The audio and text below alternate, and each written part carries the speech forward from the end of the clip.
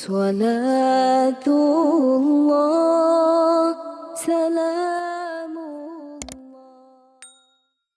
Alhamdulillah, salatu wassalamu ala rasulillah wa ala alihi wa sahbihi wa mawalah wa la hawla wa la quwata illa billahi wa ba'du.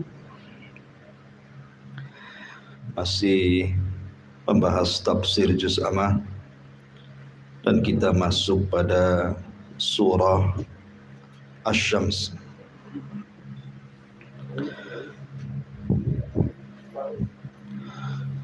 Taib. Suratul Samsi itu disebut dengan surah Asy-Syamsu. Ada juga yang mengatakan surah Wasyamsi. Ada juga yang mengatakan surah Wasyamsi wa duhaha.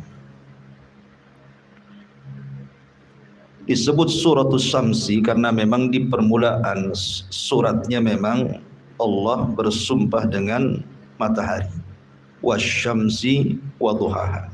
Makanya suratnya disebut suratul Syams. Secara tertib Al-Quran, surah Asy-Syamsi ini jatuh pada surat nomor urut ke-91 dengan jumlah ayat 15, jumlah kalimat 54 dan jumlah huruf 247. Dan surah Syamsi ini satu-satunya surat yang berturut-turut Allah Subhanahu wa taala bersumpah sampai 11 sumpah. Dan dia turun di kota Makkah, maknanya Makkiyah, setelah suratul Qadar dan sebelum surah Al-Buruj. Di dalam Al-Quran Allah Subhanahu wa taala menyebut kalimat Asy-Syamsi itu sebanyak 33 kali. Dan kalimat Al-Qamar, bulan, sebanyak 27 kali. Sebagaimana kalimat Al-Lail, malam, disebutkan 92 kali, dan An-Nahar, siang, disebutkan 57 kali. Karena surah Asy-Syamsi ini cukup panjang, kita akan bagi dua pertemuan. Kita baca ayat yang kita akan bahas malam ini dulu. A'udzubillahi minasyaitonirrajim. Bismillahirrahmanirrahim. Wasyamsi wa duhaha. Wal qamari idza talaha. Wan nahari idza jallaha. Wal laili idza yaghshaha. Was samaa'i wa ma banaha. Wal ardi wa ma tahaha. Wa nafsi wa ma sawwaha fa alhamaha fujuraha wa taqwaha qad aflaha man zakkaha wa qad khaba man dassaha.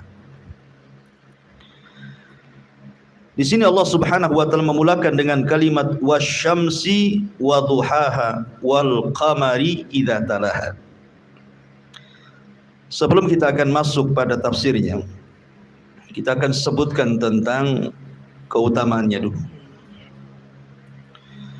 Disebutkan dalam sebuah hadis yang dikeluarkan Bukhari dan Muslim tentang kisah Mu'adz ibn Jabal radhiyallahu an yang mengimami manusia dengan membaca surah Al-Baqarah secara sempurna, sehingga ada orang yang tidak sanggup berdiri kemudian berpisah menjadi salat sendiri, tidak bermakmum kepada Mu'adz. Ketika itu Mu'adz menuduh dia seorang munafik. Maka sampailah perkara ini kepada Nabi. Maka Nabi SAW kemudian marah kepada Mu'adz dan mengatakan, afattanun anta ya Mu'adz. Mu'adz, kau akan buat fitnah. Sampai 3 kali Rasul mengatakan seperti itu. Falau sallaita bi sabbihisma rabbikal a'la wasyamsi wa duhaha wal laili idza yaghsha fa innahu yusalli wara'akal kabir wadh-dha'ifu wa dzul hajah. Seandainya engkau tidak baca surat itu, tapi bacalah surat Sabbihisma rabbikal a'la, tentu lebih baik. Atau wasyamsi wa duhaha, itu lebih baik. Ataupun walaili idza yaghsha, karena di belakang wahai Muadz ada orang tua, ada orang lemah, dan ada orang yang mungkin ada hajat. Jangan panjang-panjang. Menunjukkan bahwa Nabi SAW memilihkan kepada Muadz surah Asy-Syams. Kemudian juga Nabi SAW biasa, terutama dalam salat Isya, maka beliau selalu membaca surah Asy-Syams. Sebagaimana hadis yang dikeluarkan oleh Imam At-Tirmidzi dan juga An-Nasa'i. Tapi di sana ada hadis yang sebenarnya hadis ini maudhu, palsu gitu. Cuman karena sudah beredar di medsos dan juga para duat terkadang menyampaikannya. Di mana Nabi SAW mengatakan, "Man qara'a surah wasyamsi wa duhaha faka'annama tasaddaqa bi kulli syai'in tala'at 'alaihi syamsu wal qamar."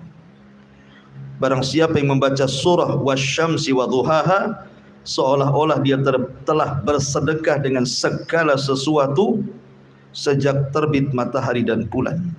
Hadis ini maudhu dan tidak bisa dijadikan hujjah. Baik, ma'asyiral muslimin yang dimuliakan Allah Subhanahu wa taala. Allah Subhanahu wa taala berfirman, "Wasyamsi wa duhaha wal qamari idza talaha wan nahari idza jallaha wal laili idza yaghshaha." Demi matahari dan sinarnya di waktu duha, demi bulan apabila mengiringi matahari, demi siang apabila menampakkan sinarnya, dan demi malam apabila meliputi keseluruhannya. Ma'asyiral muslimin yang dimuliakan Allah Subhanahu wa taala. Sedikit kita akan cerita tentang matahari. Dan juga cerita sedikit tentang bulan.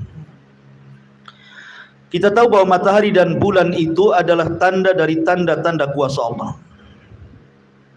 yang Allah Subhanahu wa taala ciptakan untuk ditafakuri manusia. Dan itu Allah sebutkan dalam surah Fussilat 37, "Wa min ayatihi al-lailu wan-nahar wasyamsu wal-qamar." Dan dari tanda-tanda kuasa Allah adanya malam dan siang, dan adanya matahari dan bulan. Ketika kematian Ibrahim, putra Rasulullah SAW dari Maria Kiptiyah, ketika itu usianya setahun 8 bulan, maka tiba-tiba terjadi gerhana matahari total, sehingga membuat gelap kota Madinah. Dan gerhana di zaman itu kan jarang, sehingga menakutkan. Kalau gerhana di zaman sekarang 1 tahun gerhana, tahun depan sudah diumumkan di almanak, sehingga ya biasa saja. Makanya dengan kejadian gerhana matahari total bertepatan dengan meninggalnya Ibrahim, putra Rasul SAW, semua manusia ketakutan. Sehingga orang-orang menyangka, karena tradisi jahiliyah, kalau sesuatu terjadi di langit, keyakinan mereka seolah-olah ada orang yang mati atau ada orang yang lahir dari orang-orang besar. Maka Nabi SAW meluruskan keyakinan jahiliyah itu. Kata Nabi SAW, "Inna syamsa wal qamar ayatani min ayatil laili la yankashifani li mauti ahadin walakinallaha yukhawwifu bihi ma ibadah." Kata Nabi SAW, sesungguhnya matahari dan bulan itu keduanya tanda-tanda kuasa Allah. Tidaklah keduanya terjadi gerhana karena kematian seseorang. Akan tetapi Allah tampakkan 2 gerhana, baik matahari atau bulan itu, dalam rangka menakut-nakuti hambanya. Karena gerhana itu tanda-tanda kiamat masalahnya. Karena di akhir zaman gerhana itu akan terus berlalu berlaku sepanjang tahun sampai akhirnya menjadi tanda-tanda kiamat besar. Khasfun bil masyriq wa khasfun bil maghrib wa khasfun bi jaziratil Arab. Kalimat khasfun kalau ke atas itu gerhana, tapi kalau ke bawah itu artinya gempa. Makanya ada kusuf, ada khusuf gitu ya. Salat khusuf atau salat kusuf. Taib, ma'asyiral muslimin yang dimuliakan Allah Azza wa Jalla. Kalau kita melihat, kita tahu bahwa matahari ini makhluk Allah yang sangat besar. Kalau dibandingkan dengan besarnya bumi yang antum belajar fisika tentu tahu ya. Perbedaannya hampir 1,2 juta lebih gitu, besarnya matahari dibandingkan bumi. Tapi bulan justru lebih kecil daripada bumi 4 kali lipat. Artinya bahwa matahari ini makhluk yang sangat besar sekali, yang sangat indah pada waktu-waktu tertentu ketika terbenam. Makanya banyak orang yang moto gitu ya. Akan tetapi ma'asyiral muslimin yang dimuliakan Allah Subhanahu wa taala, walaupun demikian matahari dan bulan itu tetaplah hamba-hamba Allah. Karena ada sebagian orang dari zaman ke zaman yang menganggap matahari dan bulan itu serta bintang-bintang yang lainnya dijadikan Tuhan. Karena besarnya, karena cahayanya, karena manfaatnya, sebagian orang menganggap Tuhan kan. Contoh umpamanya, ketika Hudhud disidang oleh Nabi Allah Sulaiman karena tidak ikut berbaris dalam pasukan. Alasan Hudhud apa? Inni wajadtu imra'atan tamlikuhum wa utiyat min kulli syai'in wa laha arsyun 'azim. Wajadtuha wa qaumaha yasjuduna lisyamsi min dunillah.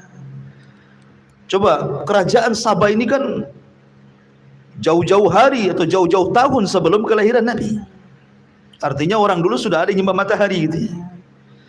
Bahkan sebelum daripada kisah Ratu Balqis dan juga kaumnya yang menyembah matahari itu sudah ada di zaman Nabi Ibrahim orang yang menyembah matahari.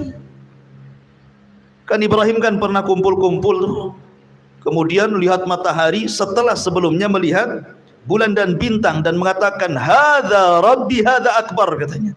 Ini Tuhanku, ini lebih besar dibandingkan bulan dan matahari, dibandingkan bintang dan juga bulan. Artinya di zaman Nabi Ibrahim sudah ada orang menyembah matahari.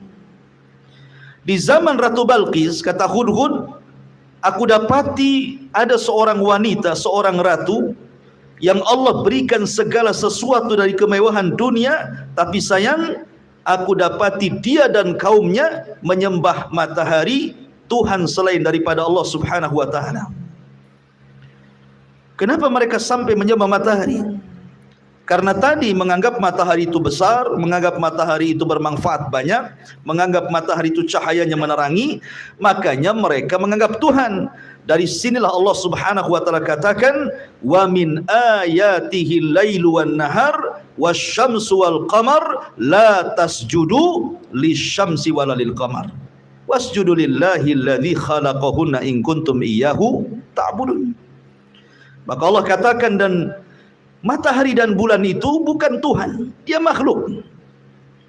Dan dari tanda-tanda kuasa Allah, Allah ciptakan ada siang, ada malam, ada matahari, ada bulan. Jangan sujud kepada matahari, kata Allah, dan jangan sujud kepada bulan, tapi sujudlah kepada Allah yang menciptakan mereka.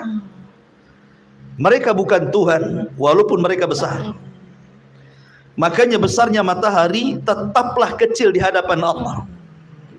Besarnya matahari tetap kecil di hadapan Allah, dan mereka makhluk yang beribadah kepada Allah.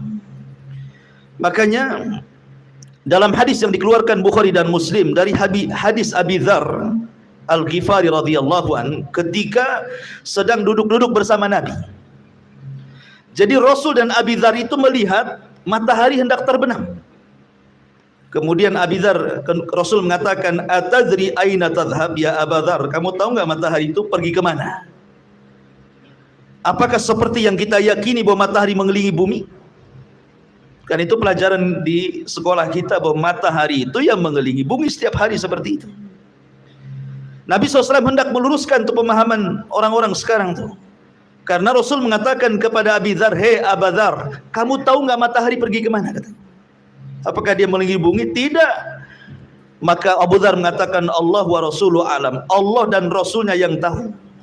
Kemudian Rasul mengatakan, "Fa innaha tadhhabu hatta tasjuda tahtal arsy." Matahari itu terbenam, dia sedang menghadap Allah, kemudian sujud di bawah arsy. Kemudian kata Rasul sallallahu alaihi wasallam, "Fatasta'dzinu fayu'dzanu laha wa yushak an tasjuda fala yuqbalu minha wa tusta'dzanu fala yu'dzanu laha fayuqalu laha irji'i min haitsu ji'ti ila akhiril hadis." Kata Nabi sallallahu alaihi wasallam, maka matahari itu setiap hari minta izin. Hampir-hampir tidak diizinkan terbit dari arah timur, dan hampir-hampir terbit dari arah barat. Kalau seandainya matahari sampai terbit dari arah barat, berarti sudah masuk dari tanda-tanda kiamat besar. Karena pertengahan tanda-tanda kiamat besar itu tulu'us syamsi min maghribiha. Setelah awalnya keluar Dajjal, kemudian turunnya Isa bin Maryam, kemudian keluarnya Ya'juj wa Ma'juj. Ini 3 alamat pertama. Alamat keempat munculnya dukhan. Kemudian alamat kelima munculnya matahari dari arah barat. Baru keenamnya ada dabbah yang keluar dari bumi yang bisa bicara. Kemudian ke-7, 8 dan 9-nya gempa dari timur, barat dan jazirah Arab, dan ditutup dengan api yang menggiring manusia dari Aden Yaman sampai ke mahsyar mereka di Syam. Ma'asyiral muslimin yang dimuliakan Allah Subhanahu wa taala. Rahasia matahari, rahasia kehidupan manusia itu ikhwan, sebenarnya letaknya ada di matahari. Allah Subhanahu wa taala sudah meletakkan matahari itu di porosnya, sebagaimana disebutkan dalam surah Yasin. Jadi Allah Subhanahu wa taala sudah meletakkan matahari itu pada porosnya. Tadi saya katakan bahwa besarnya matahari itu jauh lebih besar dibandingkan bumi kan. Bandingannya 1,2 juta lebih, kurang lebih. Besarnya. Tapi Allah sudah letakkan di porosnya itu. Kalau seandainya matahari menjauh dari bumi, maka akan terjadi kematian di bumi. Kenapa? Karena bumi akan beku. Air akan beku, semua akan beku, termasuk darah-darah yang ada pada badan kita ini tidak akan mengalir lagi dan beku. Dan akan terjadi kematian di mana-mana. Tapi kalau matahari keluar dari garis edarnya, terbalik, terbakar semuanya. Tidak ada orang yang hidup kecuali akan terbakar. Makanya kenapa rahasia kehidupan manusia itu Allah tentukan dengan matahari. Matahari Allah letakkan di porosnya, dan itu kuasa Allah, tidak mendekat dan tidak menjauh, tepat pada porosnya. Itulah rahasia kehidupan manusia tentang matahari.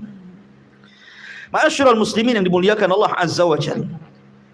Ada 2 faedah yang sangat penting untuk kita pahami kalau Anda sedang melihat matahari. Pertama, faedah maknawi, dan yang kedua faedah hissi. Apa faedah maknawi dan apa faedah hissi itu? Ma'asyiral muslimin yang dimuliakan Allah Subhanahu wa taala. Sebelum saya jelaskan 2 faedah ini, ada sebuah pertanyaan.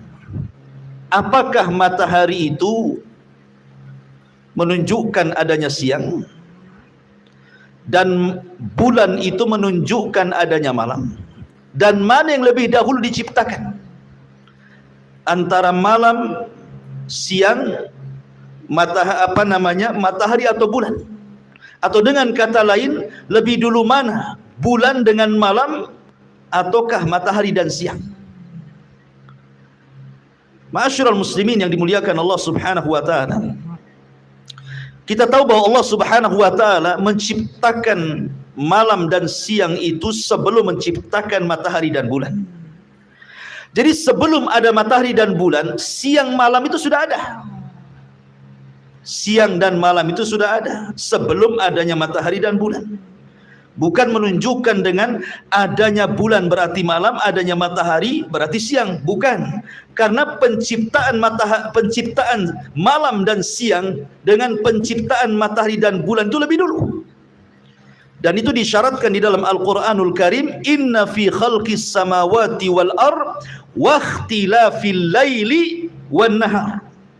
Sesungguhnya di dalam penciptaan langit dan bumi dan ikhtilafnya malam dan siang, bergesernya ada malam ada siang, itu adalah tanda-tanda kuasa Allah bagi orang yang berakal. Jadi siang malam itu sudah diciptakan oleh Allah Subhanahu wa taala, tetapi baik siang ataupun malam sama-sama gelap karena belum diberikan tanda. Tapi sudah diciptakan ada siang ada malam, tapi belum diberikan tanda. Baru setelah Allah ciptakan adanya siang adanya malam, baru Allah kasih tanda dengan diciptakannya matahari dan bulan. Makanya Allah Subhanahu wa taala mengatakan wa ja'alna al-laila wan nahar ayataini famahawna ayatal laili wa ja'alna ayatan nahari mubsiratan. Apa kata Allah? Dan kami jadikan malam dan siang sebagai dua tanda kebesaran kami, kemudian kami hapuskan tanda malam dan kami jadikan tanda siang terang benderang. Ya, yang tadinya gelap tuh, baik siang gelap malam gelap gitu ya. Mulailah kemudian Allah berikan tanda dengan menghapus tanda malam menjadi siang dengan diciptakan matahari, gitu maksudnya. Ya, makanya malam itu pertama diciptakan, baru kemudian siang, kemudian baru Allah menciptakan ada matahari dan ada bulan. Dan kita tahu bahwa malam itu lebih dulu dari siang dan malam itu lebih luas dibandingkan siang. Sudah saya jelaskan dalam surah Al-Lail bahwa cahaya matahari itu kalau dipersen cahaya yang ke bumi kalau dipersen itu cuman 1% saja, lebihnya alam semesta ini gelap. Makanya Allah Subhanahu wa taala selalu menggunakan fi'il mudhari ketika menjelaskan kalimat lail. Wal laili idza yaghsha wan nahari idza tajalla. Ketika Allah menyebutkan malam menggunakan fi'il mudhari, tapi ketika menyebutkan siang Allah sebut dengan fi'il madhi. Kenapa? Karena faedah fi'il mudhari itu artinya lebih meluas dibandingkan fi'il madhi. Lebih luas maknanya. Sekarang hal wal mustaqbal itu bahasanya. Dia lebih meliputi dibandingkan fi'il madhi. Ya. Karena alam semesta ini bersama galaksinya dasarnya itu malam. Terang itu hanya ada di bumi saja. Di planet-planet lain tidak. Yang terang itu hanya di bumi saja. Di bumi sendiri tidak semua bumi terang ketika terbit matahari kan. Ada beberapa daerah itu justru masih malam. Jadi hanya 1% saja dibandingkan gelap gitu maksudnya. Dan itu kuasa Allah Subhanahu wa taala. Ini jadi belajar fisika. Jadi guru fisika. Ma'asyiral muslimin yang dimuliakan Allah Subhanahu wa taala. Tapi yang jelas bahwa kita kembali kepada fokus bahwa ada faedah maknawi yang luar biasa ketika antum melihat matahari. Jadi para ulama mengatakan, kenapa kita disyariatkan sholat duha? Kan kita disyariatkan sholat duha itu. Apa sih sebabnya? Apa rahasia di balik sholat duha itu? Ketika seseorang itu memandang matahari ikhwan, berarti kita diingatkan tentang hari akhir. Kita diingatkan dengan hari akhir. Karena panasnya matahari itu mengingatkan akan panasnya kelak hari akhir, yaumul qiyamah, dan panasnya neraka. Makanya pada hari kiamat ketika Allah Subhanahu wa taala berfirman wa idzan nujumun kadara, ketika bintang-bintang dijatuh-jatuhkan, ditubruk-tubrukan satu dengan yang lain, matahari dan bulan tidak dijatuhkan. Dan Allah katakan wa jumi'asy syamsu wal qamar, dan Allah gabungkan matahari dan bulan. Jadi semua bintang jatuh, semua bintang hancur kecuali matahari dan bulan. Allah tidak hancurkan. Karena Allah gabungkan matahari dan bulan itu, kemudian Allah letakkan di atas kepala manusia lebih dekat dibandingkan ketika manusia berada di bumi. Karena jaraknya 1 mil. Sementara ketika kita berada di bumi, jarak kita dengan matahari itu entah berapa kecepatan cahaya. Tetapi kalau di akhirat sudah jelas mataharinya di atas kepala 1 mil. 1 mil pun menjadi khilaf kalimat mil dalam hadis itu. Kata rawi mengatakan, aku tidak tahu makna milun dalam hadis itu. Apakah mil itu alat bercelak? Maknanya tidak sampai 1 jengkal matahari di atas kepala. Ataukah makna mil di situ jarak? Ada meter, ada kilo, ada mil gitu ya. Kalaupun itu adalah jarak, terlampau dekat matahari di atas kepala itu. Jadi matahari itu mengingatkan kita akan hari akhir, bahwa matahari akan didekatkan tetap pada hari kiamat. Dan ketika kemudian manusia sudah dihisab, kemana perginya matahari? Sekarang orang sudah masuk surga, yang satu masuk neraka. Lah kemana perginya matahari dan bulan itu? Maka Allah Subhanahu wa taala menyebutkan, Rasulullah SAW menyebutkan dalam hadis Abi Dzar radhiyallahu an, matahari dan bulan itu akan dibenamkan ke dalam neraka. Abi Dzar bertanya, apa dosanya matahari dan bulan sehingga masuk neraka? Dia kan makhluk Allah juga. Kok bisa dimasukkan ke neraka? Apa dosanya katanya? Maka Rasul mengatakan tidak. Matahari dan bulan dimasukkan ke neraka itu bukan karena keduanya berdosa, tetapi ingin membantah orang-orang yang menyembah matahari dan bulan ketika di dunia, bahwa matahari dan bulan bukan Tuhan. Makanya dibenamkan sekali ke neraka. Dari sini menunjukkan bahwa ketika kita melihat matahari itu dibayangkan bahwa kita diingatkan dengan hari akhir. Kemudian yang kedua, ketika Nabi Allah Subhanahu wa taala berfirman dalam Al-Qur'an dalam peristiwa perang Tabuk kalau nggak salah. Ketika itu kan perang Tabuk itu pada musim panas. Perjalanan Madinah ke Tabuk itu jauh. Tidak bisa dilalui jalan kaki. Tidak bisa dilalui kuda biasa, harus kuda perang terlatih. Lawan yang dihadapinya adalah orang Romawi, dan itu pertama kali Rasul menghadapi Romawi di Tabuk. Orang-orang munafik sudah kepikiran tuh jauhnya Tabuk, panasnya gitu. Maka mulailah mereka membuat riak-riak untuk menggembosi para sahabat. Lah, di antara gembosan-gembosan itu mereka mengatakan la tanfiru fil har. Ngapain panas-panas gini kita berangkat perang, belum menghadapi lawan dah lelah kita. Maka Allah Subhanahu wa taala katakan, qul ya Muhammad, katakan ya Muhammad kepada mereka, naru jahannam asyaddu harran law kanu yafqahun. Neraka jahanam jauh lebih panas kalau mereka paham gitu ya. Maka Allah katakan, farihal mukhallafuna bimaq'adihim khilafa Rasulillah wa karihu an yujahidu bi amwalihim wa anfusihim fi sabilillah wa qalu la tanfiru fil har qul naru jahannam asyaddu harra law kanu yafqahun. Turun ayat ini. Lah ketika Allah Subhanahu wa taala mengatakan kepada Rasul dalam ayat ini, qul ya Muhammad, katakan ya Muhammad, naru jahannam asyaddu harra, bahwa neraka jahanam itu jauh lebih panas. Ketika orang munafik mengatakan jangan pergi jihad karena panasnya matahari, maka Allah ingatkan kepada Rasul, neraka laut jauh lebih panas dibandingkan matahari. Tetapi dengan merasakan panasnya matahari, seolah-olah diingatkan dengan jahanam. Makanya kenapa Nabi SAW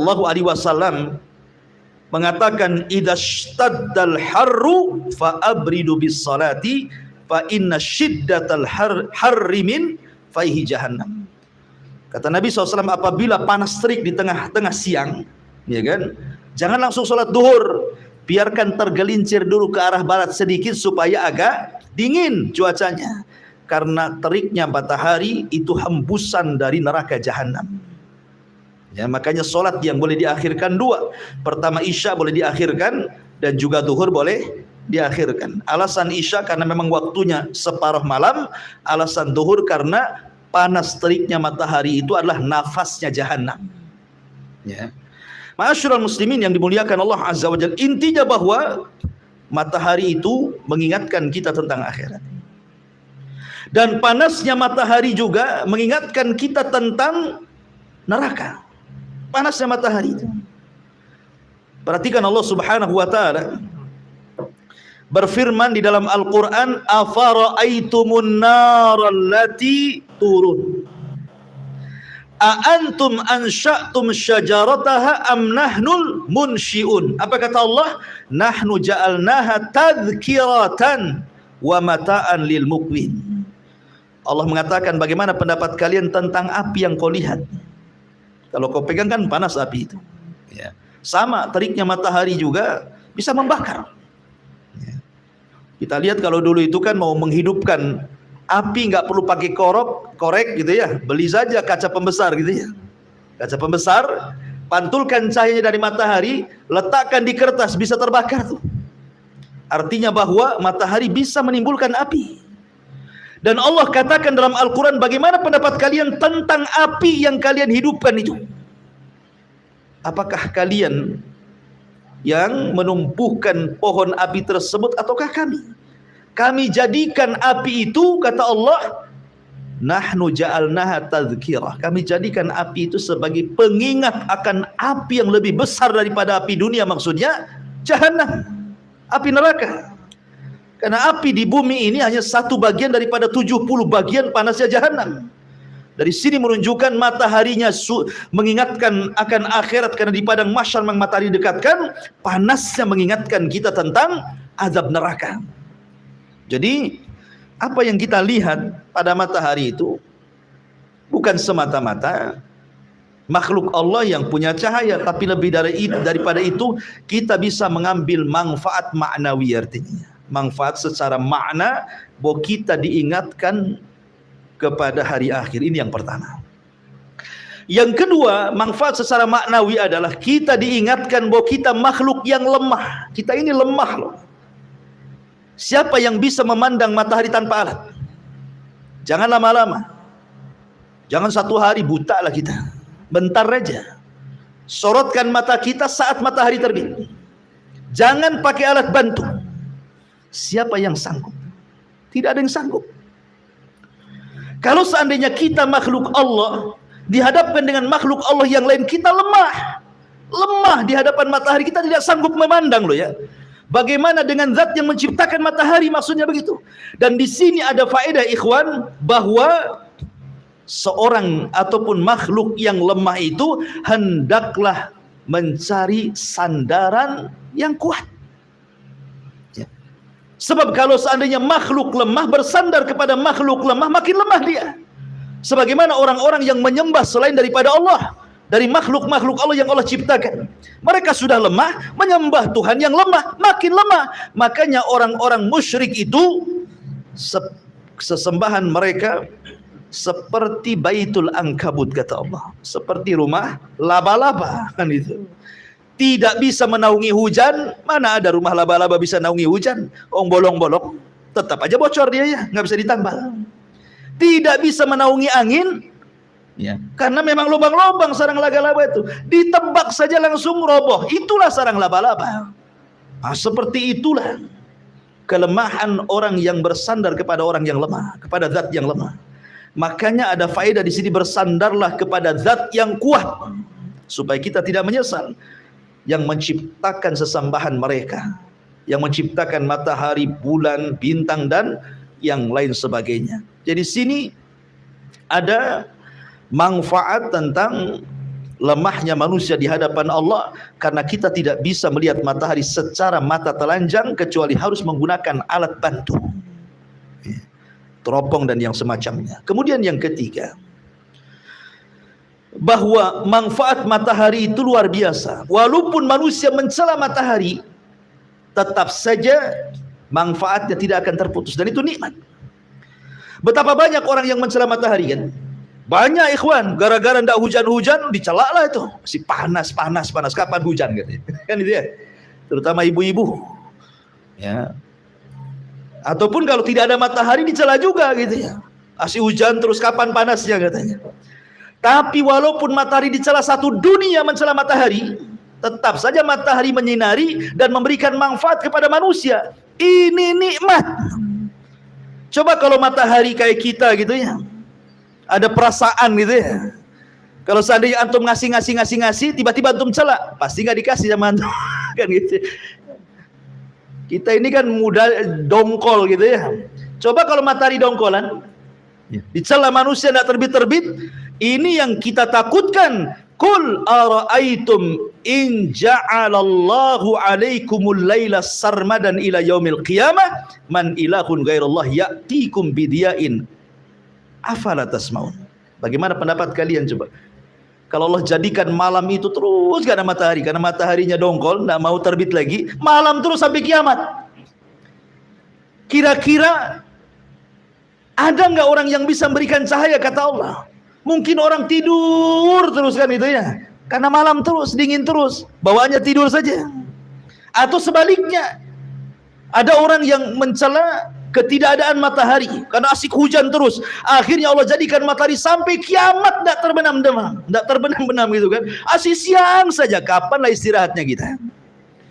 Makanya Allah jadikan cuaca itu berbeda-beda. Ketika matahari terbenam, Allah jadikan cuacanya berbeda, dingin, bawaannya itu ngantuk, pengen istirahat. Allah jadikan malam libas, ya kan, sebagai pakaian kita bisa istirahat. Ketika Allah terbitkan matahari panas, bawaannya tidak bisa tidur, maunya gerak, itulah kita kerja. Jadi ikhwatu fiddin muliakan Allah Azza wa Jal, ini semua adalah manfaat dari Allah Azza wa Jal, jangan sepelekan. Ini secara manfaat maknawi. Di sana ada manfaat hissi. Manfaat hissi itu maksudnya manfaat yang langsung kita rasakan, badan kita merasakannya. Apa Jul paham lah kan? Karena orang kesehatan, bahwa orang yang berjemur di pagi hari itu pasti akan dapat vitamin dal. Kalau dalam bahasa Arabnya, kalau bahasa kitanya D, vitamin dal. Vitamin D, karena itu. Dengan adanya vitamin D tanpa harus mengkonsumsi obat, tanpa harus mengkonsumsi buah-buahan yang ada vitamin D-nya, tidak perlu. Cukup berjemur masuk semua, tulang kuat, semua bisa jalan orang, sehat semuanya. Bahkan saya baca dalam buku kesehatan itu, orang yang suka berjemur di pagi hari terhindar dari stroke katanya. Tidak mudah stroke orangnya. Tidak mudah terkena penyakit gula katanya. Kemudian badannya akan sehat. Sampai seperti itu namanya manfaat hissi namanya. Manfaat langsung ke badan. Itulah matahari. Luar biasa. Kemudian pertanyaannya, kenapa Allah Subhanahu wa taala mengatakan wasyamsi waduhaha, demi matahari, waduhaha, dan demi waktu duha. Demi matahari yang menyinari. Duha itu artinya ketika matahari terbit sampai zawal ke arah barat sedikit masuk zuhur, itu waktu duha. Ya. Karena yang menyebabkan adanya duha itu matahari. Adanya duha itu karena matahari. Tetapi walaupun matahari tidak terbit, yang namanya waktu duha tetaplah waktu duha. Walaupun pada awalnya yang menjadikan adanya duha matahari, tetapi ketika sudah menjadi waktu duha, ada matahari atau tidak ada, tetap duha itu ada. Ya kan? Jangan pula matahari tak ada, saya tak sholat duha. Enggak begitu. Mana dalilnya? Dalilnya hadis Dajjal. Ketika Nabi SAW mengatakan bahwa keluarnya Dajjal itu satu hari bagikan setahun, satu hari bagikan sebulan, satu hari bagikan sepekan. Jadi 3 hari berturut-turut itu, hari pertama bagikan setahun, hari kedua bagikan sebulan, hari ketiga bagikan sepekan, baru hari berikutnya sama, harinya hari normal. Ada yang mengatakan bahwa maksudnya satu hari sama dengan setahun, sebulan, dan sepekan itu, bahwa Dajjal itu bukan hanya mengelilingi waktu-waktu normal, tapi Dajjal juga akan berkeliling ke kutub-kutub yang tidak normal waktunya. Kan kutub itu tidak normal waktunya, kadang siangnya lama, kadang malamnya lama, kan itu ya, daerah kutub itu. Lah ketika kemudian sahabat bertanya soal ibadah, yang satu harinya 1 tahun itu macam mana sholat puasanya Nabi katanya. Jangankan 1 tahun tak makan, 3 hari tak makan dah di kuburan tuh, dah mati. Ini setahun pula tak makan, bagaimana caranya puasanya itu? Maka Rasul mengatakan faqdirulah, kira-kirakan. Jadi kalau 1 harinya bagikan 1 tahun, dikira-kirakanlah dari zuhur ke asar berapa jam, dari asar ke maghrib berapa jam, dari maghrib ke isya berapa jam. Kalau umpamanya kita puasa Indonesia dari mulai terbit fajar sampai terbenam itu berapa jam. Kalau sudah sampai jam, bukalah walaupun masih siang, gitu maksudnya. Tanya ke tetangga yang normal waktunya. Telepon saja, sudah maghrib belum? Sudah, di sini baru pagi, makan, gitu maksudnya ya. Karena mengikuti daerah yang normal. Artinya bahwa kembali kepada topik bahwa yang menyebabkan adanya duha matahari, tapi ketika sudah menjadi waktu duha, maka matahari tidak lagi jadi patokan duha. Ada duha, tidak ada duha, ada matahari atau tidak ada matahari, tetap kalau sudah jamnya duha, sholat duha, gitu maksudnya. Dan sholat duha itu seafdal-afdalnya ketika anak unta berlalian karena kepanasan tidak sanggup duduk dia. Ya antara jam 10, jam 11 itu seafdal-afdalnya waktu duha. Karena sekali lagi manfaat rahasia di waktu duha, saya ulangi tadi tidak saya jelaskan. Kenapa disyariatkan duha? Karena di antara manfaat maknawi diingatkan dengan hari akhir. Maka karena kita diingatkan dengan hari akhir, diingatkan dengan berdiri padang mahsyar, diingatkan dengan neraka, timbullah rasa takut ketika melihat matahari. Karena timbul rasa takut, maka kita ingin bertobat kepada Allah, kemudian melaksanakan duha. Makanya sholat duha disebut sholatul awabin, sholatnya orang yang tobat. Ya. Kenapa tobat? Karena takut. Ya. Itulah kenapa rahasia dibalik sholat duha itu. Di situ rahasianya. Tetapi tidak disyariatkan sholat duha tiap hari. Karena Rasul tidak tiap hari sholat duha. Rasul itu kadang sholat 1 hari, kadang 2-3 hari tak sholat. Nah sholat lagi, kemudian tidak sholat lagi. Jadi tidak disyariatkan, tidak dianjurkan setiap hari. Dalam hadisnya illa ghibban, kecuali diselang sehari sholat, 2 hari tidak. Kemudian sholat 3 hari tidak. Lain dengan sholat malam. Rasul tiap malam sholat. Ma'asyiral muslimin yang dimuliakan Allah Azza wa Jalla, ini diantara makna wasyamsi wa duhaha wal qamari idza talaha wan nahari idza jallaha wal laili idza yaghshaha. Demi siang apabila menampakkan sinarnya, dan demi malam apabila menutupinya gelap gulita. Perhatikan di sini. Allah Subhanahu wa taala dahulukan siang daripada malam. Harusnya kan malam dulu baru siang. Karena asal penciptaan itu malam baru siang. Tapi dalam surah Asy-Syams ini kenapa siang dulu baru malam? Dalam surah Al-Lail yang kita sudah bahas, wal laili idza yaghsha wan nahari idza tajalla, malam dulu baru siang. Dan hampir semua Al-Qur'an secara umum kalau menyebutkan siang malam mesti malam dulu baru siang. Kecuali dalam surah Asy-Syams ini. Kenapa didahulukan siang baru malam? Wan nahari idza jallaha wal laili idza yaghshaha, kan itu ya.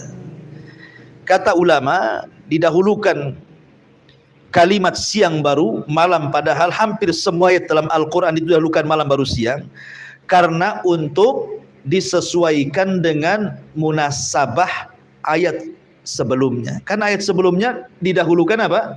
Matahari kan? Baru bulan. Maka harus sesuailah ayat setelahnya. Matahari gandengannya siang, bulan gandengannya malam. Makanya Allah sebutkan wasyamsi waduhaha wal qamari idza talaha. Kemudian untuk menyesuaikan lafaz, maka mendahulukan siang karena sebelumnya disebutkan matahari dulu, baru kemudian malam karena setelah disebutkan bulan. Tapi pada dasarnya ayat Al-Quran itu lebih mendahulukan malam dibandingkan siang. Karena alasan tadi. Karena malam itu adalah awal yang diciptakan oleh Allah satu, sebelum siang.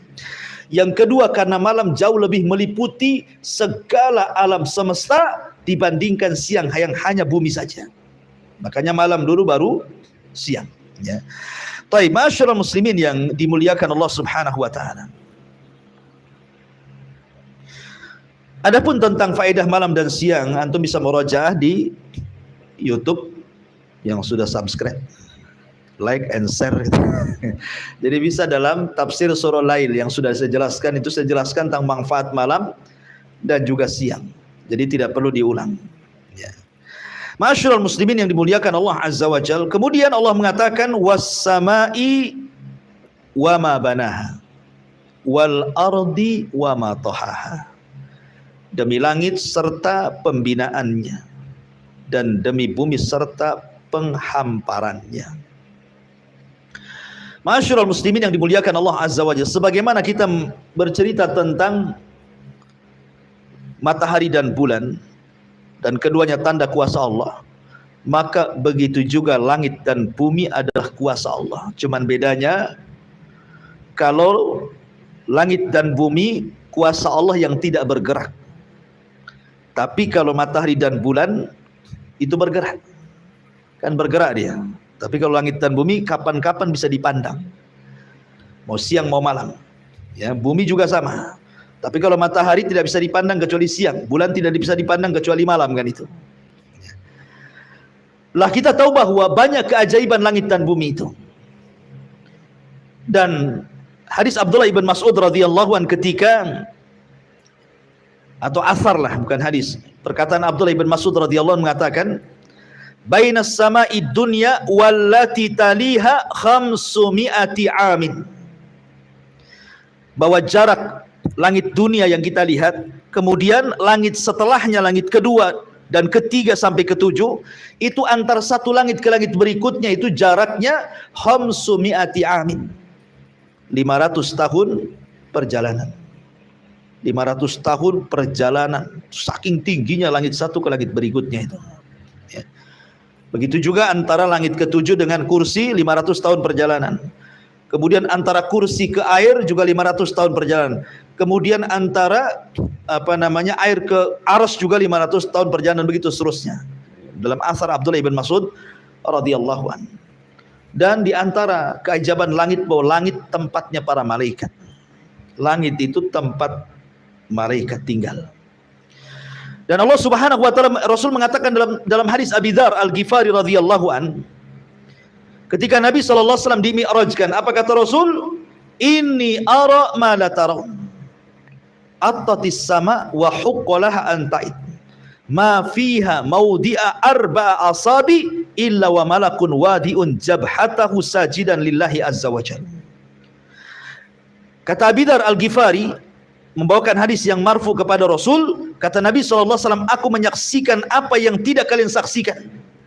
Langit bergemuruh dan wajar bergemuruh, sebab tidak ada tempat seluas 4 jari pun di langit melainkan ada malaikat yang sujud dan ruku kepada Allah sampai kiamat. Jadi 4 jari dari sini malaikat, 4 jari malaikat. Sebanyak itu malaikat yang ada di langit itu. Ya. Adapun apakah di dalam bumi itu juga ada makhluk? Kalau di langit kan jelas tuh, setiap tingkatan langit itu semua ada malaikat. Bahkan para nabi di sana. Nabi-nabi yang sudah meninggal, ruhnya ada di sana. Makanya dalam peristiwa Isra Mi'raj, Rasul bertemu dengan Adam, dengan Yahya, dengan Isa, dengan Harun, dengan Yusuf, dengan Musa, Ibrahim, dan begitu seterusnya. Apakah juga di dasar bumi ada makhluk? Kan bumi juga sama, lapisan-lapisannya ada 7 tuh. Maka Allah Subhanahu wa taala berfirman, wa yakhluqu ma la ta'lamun. Dan Allah menciptakan makhluk yang kalian tidak tahu. Al-Imam Al-Qurtubi ketika memberikan catatan ayat ini, beliau mengatakan qala al-jumhur, berkata jumhurul ulama, minal khalqi, maksudnya makhluk yang kalian tidak tahu adalah dari ciptaan Allah, kita tidak tahu. Ya. Ada yang mengatakan anwa al-hasyarat wal hawam fi asafilil ardi wal barri wal bahri mimma lam yarahul basharu wa lam yasma'u bihi. Ataupun makhluk Allah dari binatang-binatang kecil, baik di dasar bumi atau di dasar lautan atau di dasar daratan, yang kalian tidak pernah melihat dan tidak pernah mendengarnya. Boleh jadi ada makhluk yang kita tidak tahu. Di dalam bumi ini, dari lapisan-lapisannya sampai ke bawah, sampai lapisan yang ke-7, boleh jadi ada makhluk, cuman kita tidak tahu. Karena Allah mengatakan wa yakhluqu ma yasha. Allah ma la ta'lamun wa yakhluqu ma la ta'lamun, dan Allah menciptakan makhluk yang kalian tidak tahu, dan itu keajaiban Allah Azza wa Jalla. Ya, di antaranya adalah kisah ketika Nabi Daud membaca Zabur. Tiba-tiba kemudian burung ikut berkicau, gunung ikut juga membaca dengan suaranya. Akhirnya suara lirih Zaburnya tidak terdengar karena lebih besar suara gunung dibandingkan suara Zabur. Maka Daud kemudian coba ngomong sama malaikat Jibril, macam mana Allah akan tahu suaraku sementara gunung lebih besar suara tasbihnya dibandingkan aku. Maka Jibril membawa Daud ke dasar bumi yang paling dalam. Ya. Kemudian di dasar bumi yang paling dalam diambilnya satu batu, kemudian dipecah, rupanya ada ada ulat. Kemudian kata Jibril, coba letakkan telingamu di ulat itu. Kedengaran tasbihnya tidak? Maka kata Nabi Daud, aku mendengar tasbihnya. Kalau ulat di dasar bumi saja bertasbih dan Allah mendengarnya, kok ini di permukaan bumi lebih Allah dengar lagi. Ya. Intinya bahwa baik di langit ada makhluk, di bumi juga ada makhluk. Dan ingat bahwa langit itu Allah katakan was-sama'i banainaha bi'aidin wa inna lamusyun. Artinya langit itu dibangun, ada bangunannya. Karena ada orang-orang yang kemudian mengingkari ayat tentang langit itu punya bangunan. Disangkanya langit itu ya awan, ya angin, ya bukan berupa bangunan. Tidak, langit itu ada bangunannya dan ada pintunya. Tidak sembarang masuk dan menembus langit. Makanya dalam peristiwa Isra Mi'raj itu Rasul tidak bisa menembus pintu langit dari Mekah. Dia harus ke Palestina dulu. Karena sejajarnya pintu langit itu dengan Masjidil Aqsa. Sebenarnya Rasul bisa saja di Mekah ke langit. Masalahnya tidak ada pintunya di sana. Makanya harus kemudian hijrah dulu, melaksanakan perjalanan Isra dulu, baru dari Palestina dia naik ke langit. Karena orang yang mengingkari bahwa langit bukan berbentuk bangunan seperti orang-orang ateis, maka kita katakan dia telah mendustakan dari Al-Qur'anul Karim yang mengatakan bahwa langit itu adalah dalam bentuk bangunan. Ma'asyiral muslimin yang dimuliakan Allah Azza wa Jalla. Adapun keajaban langit, ya ma'ruflah kalau antum memandang ke langit itu kan ada awan yang mampu menampung air dari bumi kemudian dijatuhkan jadi hujan. Siapa yang buat kayak gini coba? Allah. Ya kan? Kemudian dihembuskan angin dari langit, ada yang panas, ada yang dingin. Siapa yang menghembuskan angin-angin ini kalau bukan Allah Azza wa Jalla? Kemudian juga ada petir, ada geledek, macam-macam di langit itu. Dan siapa yang membuat seperti itu kalau bukan karena Allah? Begitu juga di bumi kan? Di bumi luar biasa lagi. Coba dalam lautan itu. Macam-macam dikeluarkan, ada gas, ada minyak, ada perhiasan, ada jamrud, macam-macam ya kan. Itu kuasa siapa? Allah Subhanahu wa taala. Artinya bahwa Allah Subhanahu wa taala ketika bersumpah dengan langit dan bumi karena keduanya ada manfaat besar bagi manusia. Dan Allah jadikan bumi itu firas, terhampar, sehingga kita bisa berjalan tanpa goyang, kita bisa berjalan tanpa oyang, kita bisa berjalan tanpa jatuh, kita bisa tidur kemudian besoknya tidak sakit badan. Coba, siapa yang menjadikan kemudian bumi itu hamparan, firas, kasur bagi kita kalau bukan karena Allah? Dan itu salah satu penyebabnya karena Allah jadikan gunung-gunung itu menjadi pasak sehingga bumi tidak gempa. Siapa yang menjadikan gunung pasak? Allah. Ya, artinya bahwa banyaklah kalau kita bicara tentang keajaiban-keajaiban yang ada di langit dan yang ada di bumi. Kemudian Allah mengatakan wa nafsin wa ma sawwaha fa alhamaha fujuraha wa taqwaha qad aflaha man zakkaha wa qad khaba man dassaha. Kita berhenti sampai sini ya. Demi jiwa serta penyempurnaan ciptaannya, maka dia mengilhamkan kepada jalan kejahatan dan ketakwaan. Sungguh beruntung orang-orang yang mensucikan jiwanya, dan sungguh rugi orang-orang yang mengotori jiwanya. Abi Malik Al-Haris ibn Asim Al-Ash'ari radhiyallahu anhu, seorang sahabat Rasul, seorang Yaman, dan meriwayatkan hampir 27 hadis dari Nabi. Beliau mengatakan dalam sebuah hadis yang didengar dari Nabi SAW ketika menyebutkan tentang pintu-pintu kebaikan. Kata beliau bahwa kebersihan itu separuh iman. Ucapan alhamdulillah itu bisa memberatkan timbangan.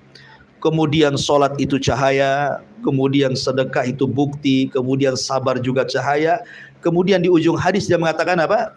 kullun nasi yagdu fabai'un nafsah famu'tikuha au mubikuha. Setiap manusia akan keluar dari rumahnya. Setiap manusia, kan nggak ada orang itu yang ngerem terus di rumah kan. Pasti suatu ketika keluar, mau pagi, mau siang, mau malam kan itu. Setiap orang yang keluar dari rumahnya itu terkadang dia sedang menjual dirinya. Ada yang menjual dirinya untuk ketaatan kepada Allah, beruntunglah dia. Tapi ada juga yang menjual dirinya untuk kemaksiatan kepada Allah, rugilah dia. Makanya Allah mengatakan, inna sa'yakum lasyatta. Usaha kalian itu berbeda-beda. Ada yang mencari kebaikan, ada yang mencari kejahatan. Ada yang melakukan kesyirikan, bid'ah dan kemaksiatan. Ada yang mencari tauhid, sunnah dan juga ketaatan. Macam-macam orang itu berlaku di luar sana. Tapi Allah Subhanahu wa ta'ala puji kepada jiwa-jiwa yang mereka betul-betul hendak membersihkan jiwanya dan tidak mengotori jiwanya. Makanya Nabi SAW dari Abdullah ibn Abbas radhiyallahu anhuma, Nabi SAW kalau dia membaca ayat ini, wa nafsi wa masawaha fa alhamaha fujuraha wa taqwaha, maka Nabi SAW kemudian berhenti dan mengatakan, Allahumma ati nafsi taqwaha anta waliyuha wa khairu man zakkaha. Jadi kalau Rasul membaca ayat ini, Rasul pasti berhenti. Kemudian mengangkat kedua tangannya dan mengatakan, ya Allah, berikan kebersihan pada jiwaku, masukkan ketakwaan kepadaku. Karena engkau adalah pelindung terbaik dan engkau sebaik-baik orang yang mensucikan jiwa. Selalu Nabi SAW seperti itu. Terkadang Rasul membaca kalimat ini dalam sujudnya. Terkadang Nabi SAW membaca doa ini setelah membaca ayat ini. Tapi yang jelas bahwa kesucian jiwa itu sangat penting sekali. Karena baik buruknya badan yang kita bawa itu ditentukan baik buruknya hati yang ada pada jiwa. Makanya Rasul mengatakan bahwa pada badan seseorang ada segumpal daging, kalau dia baik-baik semuanya, kalau dia jahat-jahat semuanya. Kemudian Rasul mengatakan, ala wahyal qalbu, itulah hati yang menggerakkan semua badan. Wallahu a'lam. Ini tafsir singkat dari surah Asy-Syamsi, karena juga memang pembahasannya banyak sekali ya. Tidak mungkin kita selesaikan dalam satu malam. Dan saya yakin antum juga pasti akan bawa bantal kemudian tidur gitu ya. Sementara saya ngoceh terus sampai subuh. Jadi sudahlah, karena juga kemampuan mata juga terbatas, maka kita akhiri saja kajian kita. Taib, sebelum saya akhiri, mungkin di antara jamaah ada yang mau bertanya, silahkan.